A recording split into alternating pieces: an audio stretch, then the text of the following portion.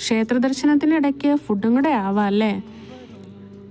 Parassinikkadavu, Kannur Parassinikkadavu snake പാർക്കിൻ്റെ അവിടെ നിന്ന് കുറച്ച് പോകുമ്പോൾ ഉള്ള ഒരു ഉടുപ്പി ഹോട്ടലിൽ നിന്നും കഴിച്ച വിഭവങ്ങളാണ് കേട്ടോ ഇത്. അവിടുത്തെ ബംഗാളി സമൂസ വിത്ത് ചട്നി സൂപ്പറായിരുന്നു. അതുപോലെ തന്നെ അവിടുത്തെ ഫ്രൈഡ് റൈസ്, പിന്നെ സേവാപാവ് എന്നാണോ അത് പറയണതെന്ന് എനിക്കറിയില്ല, അതും ഒന്നാമത് വിശന്നിരുന്നത് കൊണ്ടാണോ എന്നും അറിയില്ല, ഭയങ്കര ടേസ്റ്റായിരുന്നു. ചായക്ക് പോലും ഭയങ്കര ടേസ്റ്റ്.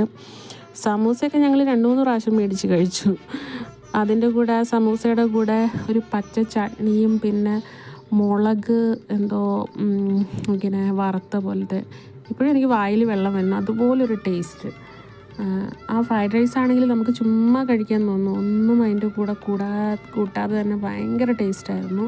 ഒരിക്കലെങ്കിലും നിങ്ങൾ പോകുമ്പോൾ ഒന്ന് ട്രൈ ചെയ്യും കേട്ടോ.